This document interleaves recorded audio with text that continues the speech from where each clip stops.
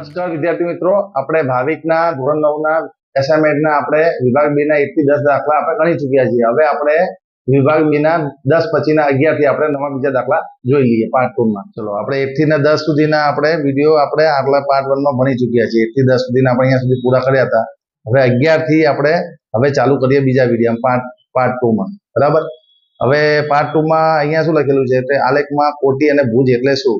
આલેખમાં કોટી અને ભુજ એટલે બિંદુનો x છે, આમ કોટી એટલે બિંદુનો x છે આમ, અને ભુજ એટલે બિંદુનો y આમ કહેવાય. બરાબર છે. ચલો બીજું શું લખેલું છે? x 12મા દાખલામાં x બરાબર 32 છે.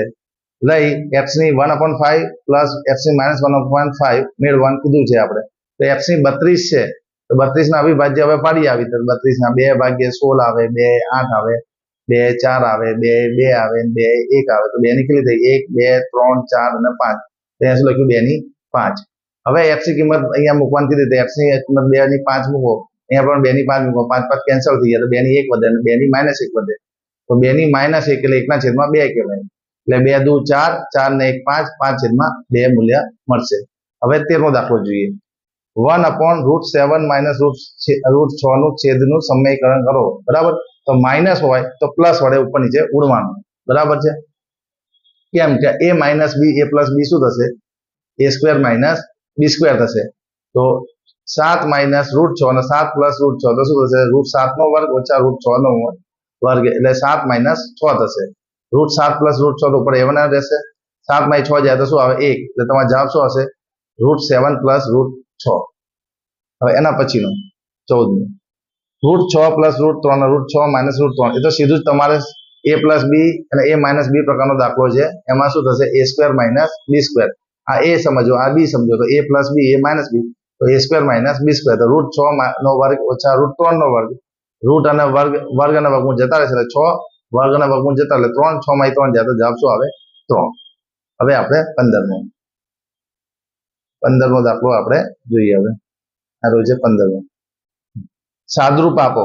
7 ની 1/3, 7 ની -1/3. હવે આમાં થોડી જવાબ અહીંયા જોઈ લઈએ. 7 ની 1/3 અને 7 ની 1/3 છે, તો 1/5 -1/3 એટલે 3 -5 છેદમાં 15 એટલે -2/15. હવે આમાં થોડી રકમમાં ભૂલ છે. અહીંયા જે રકમમાં જે છે 7 ની 1/3 છે એની જગ્યાએ 1/5 આવે. મેં અહીંયા સુધારો કરેલો છે, જોઈ લો. આ સુધારો સ્વાધ્યાયપત્રમાં કરવાનો છે. બરાબર. સ્વાધ્યાયપત્રમાં ભૂલ છે, એ ભૂલ જે છે એ સુધારવાની છે. બરાબર. ત્યાંની 7/5 અહીંયા આવે. બરાબર છે. ચલો હવે બીજું 3 ની -1/3 અને 1/3 અને -1/3 છે. બરાબર.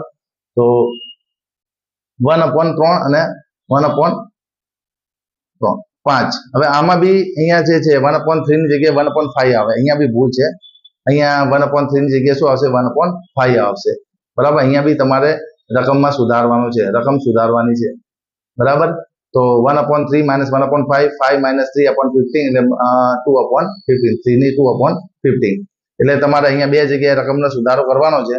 અહીંયા અને અહીંયા રકમનો સુધારો કરશો એટલે તમારો જવાબ આ પ્રમાણે આવશે. બરાબર છે. ચલો હવે 16મો જુઓ. -2x + 3y = 6 સમીકરણને દ્વિચલ શ્રેષ્ઠ સમીકરણ સ્વરૂપે દર્શાવો અને ABC મેળવો. બરાબર છે. ABC મેળવવાનું કીધું છે. તો a ની કિંમત શું આવશે? ax + by. હવે 6 ને આપણે આ બાજુ લઈ જઈએ એટલે શું થઈ જશે? -6 બરાબર 0. હવે a ની કિંમત શું થઈ ગઈ? -2. b ની કિંમત થશે 3 અને c ની કિંમત થશે -6. તો આની જોડે સરખાઈએ એટલે a બરાબર -2 આવ્યા, b બરાબર 3 આવ્યા અને c બરાબર -6. આ દાખલો બહુ સરળ છે, એટલે તમારે અવશ્ય આ તો ગણવું જ પેપરમાં. બરાબર છે. ચલો હવે 0.47 એમાં 7 નું પુનરાવર્તન થાય છે એને p/q સ્વરૂપમાં ફેરવાનું કીધું છે. તો આપણે નવી રીતે સમજીએ. કેવી રીતે? કે 0.47 છે એમાં 7 નું પુનરાવર્તન થાય. પોઈન્ટને આપણે અહીંયા ખસેડવાનો છે એટલે છેદમાં શું આવશે? 10 આવશે. બરાબર છે. 10. હવે આમાં 4 પૂર્ણાંક છે અને 0.7 દશાંશ અપૂર્ણાંક છે, તો 4 + 0.7 કરી દો. હવે 0.7 હોય તેને p/q સ્વરૂપમાં દર્શાવીએ તો 7 ના છેદમાં શું લખાય? 9 લખાય. તો 7 ના છેદમાં શું લખ્યા? 9. p/q સ્વરૂપ. આ રૂલ્સ, આ નિયમને અનુસાર શું આવે? p ના છેદમાં શું આવે? 9.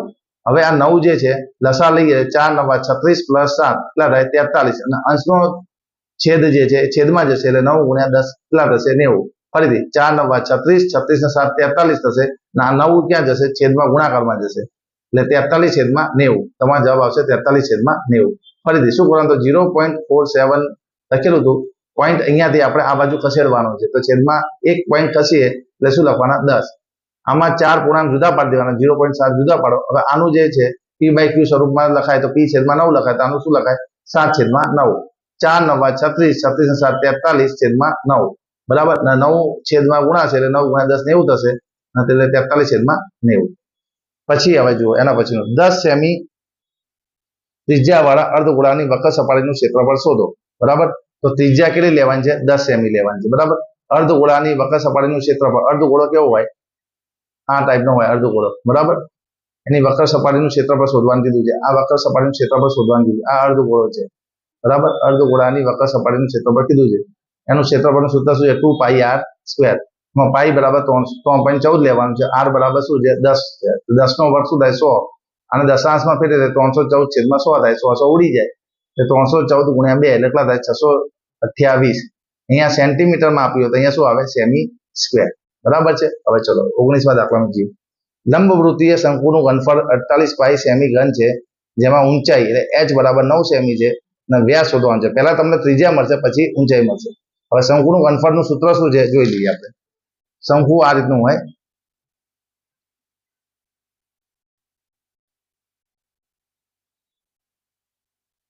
આ એની ઊંચાઈ છે, ના ત્રિજ્યા છે. હવે શંકુનું ઘનફળ શોધવાનું છે. શંકુનું ઘનફળ એટલે 1/3πr²h. આનું માપ આપ્યું છે 48π 1/3πr² અને h બરાબર કેટલા આપે છે, 9 સેમી. ચલો 9 ને 3 વડે ભાગીએ એટલે 3 વધે. હવે 3 ને સામે લઈ જઈએ, પાઈ સામે સામે આ તો ઉડી જ જવાના છે.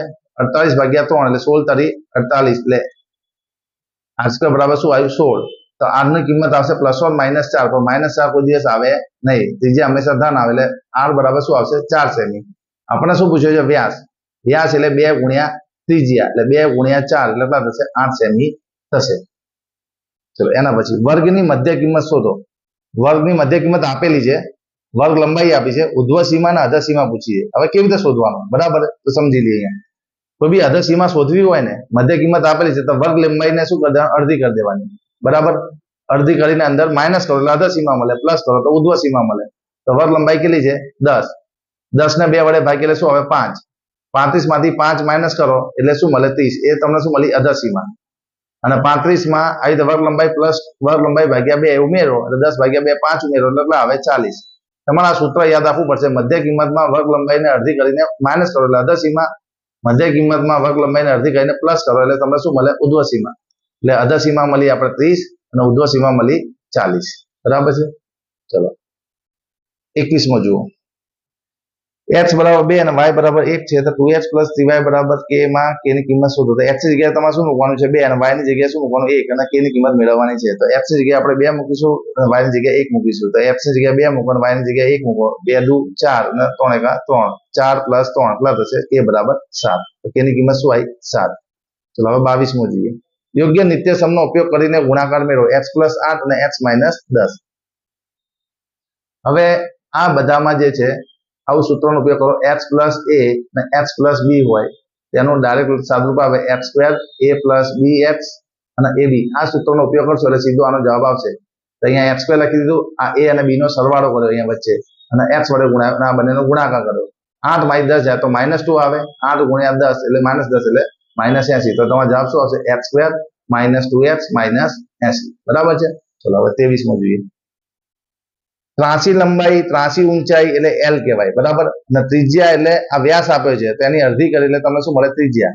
આ L બરાબર 21 મીટર આવશે, R બરાબર 24 ને અડધા કરશો એટલે 12 મીટર આવશે. શંકુનું કુલ પૃષ્ઠફળ એટલે πr કૌંસમાં L + R પરથી આપણે આ દાખલો ગણવાનો રહેશે. તો 23મા દાખલો અહીંયા જોઈએ. ચલો, L આપેલું છે 21 મીટર, વ્યાસ આપ્યો તો વ્યાસનું અડધું એટલે 12 મીટર, કુલ પૃષ્ઠફળ πr L + R. પાઈ ની કિંમત 22/7, R આપણને કેટલા આપે છે, 12 મીટર આપે તો 12 લખી દીધા. L કેટલા છે, 21, R પાછા 12 છે, 21 અને 12 નો સરવાળો થાય 33. હવે આ ત્રણેયનો ગુણાકાર કરીએ, પેલા 22 × 12 કરીએ. ચલો 22 × 12 આપણે ગુણાકાર કરીએ એટલે કેટલા આયા, 264. બરાબર, પછી એનો 264 ને કેટલા વડે ગુણવાના, 33 વડે. 264 ને 33 વડે ગુણીએ એટલે 8712 આવે. 8712 આવે એને કેટલા વડે ભાગવાના છે, આપણે 7 વડે ભાગવાના. કેટલા વડે, તો 7 વડે ભાગીએ એટલે 1244 આવે અને શેષ વધે 4. તો તો 1244 4/7 લખાય. શું લખાય? 1244 4/7 મીટર સ્ક્વેર, કારણ કે ક્ષેત્રફળ છે એટલે મીટર સ્ક્વેર એકમાં આવે. આ રીતે દાખલો પૂર્ણ થાય. બરાબર છે. ચલો હવે 24મો જોઈ લઈએ. નીચેનામાંથી કયું y અક્ષ પરનું બિંદુ છે? y અક્ષ પર હંમેશા HM હંમેશા 0 હોય. બરાબર છે. તો કયા કયા બિંદુ આવશે? એ તો y અક્ષ પર HM 0 હોય તો 0 1 આવે, 0 0 વાળું આવે, 0 -1 આવે, અને 0 અને 5 આવે. તો આ એક બિંદુ, આ બીજું, આ ત્રીજું અને ચોથું, આ 4 બિંદુઓ આપણે આવશે. તો અહીંયા મેં દર્શાવેલા છે. C01, D00, E0-1 અને F05 એ તમારા y અક્ષ પરના બિંદુ થશે. નોંધ શું યાદ રાખવાનું? HM 0 હોય એ લખવાના, બીજા બધા લખવાના નથી. હવે 25મો જોઈ લઈએ. યોગ્ય નિત્યસમનો ઉપયોગ કરીને અવયવ પાડો. બંનેની બાજુ વર્ગ છે, વચ્ચે શું છે? માઇનસ છે. તો કેવી રીતે છે? આ કોનો વર્ગ છે? 25નો વર્ગ છે. આ કોનો છે? 9a² નો વર્ગ છે. તો આના અવયવ પડે 25 9a², 25 -9a². હજુ બી આ પ્લસ હોય એના અવયવ પડે નહીં. હવે આના અવયવ પડશે. હજુ આ 5 નો વર્ગ છે ને 3a નો વર્ગ છે. તો 5 + 3a, 5 - 3a. આ રીતે તમારા એના અવયવ પડશે. a² - b² એટલે એના અવયવ શું પડે? a + b, a - b. એ સૂત્રનો ઉપયોગ કરીને બધા આખો દાખલો થશે. 2 વાર પડશે, કારણ કે 4 ઘાત વાળો છે એટલે એકવાર અવયવ પડશે, ફરી વાર આ બંને બાજુ વર્ગ છે, વચ્ચે માઇનસ એટલે અવયવ આ રીતે પડશે. હવે આના પછીનું જે છે એ બીજા આપણે વિડીયોમાં શૂટ કરશું.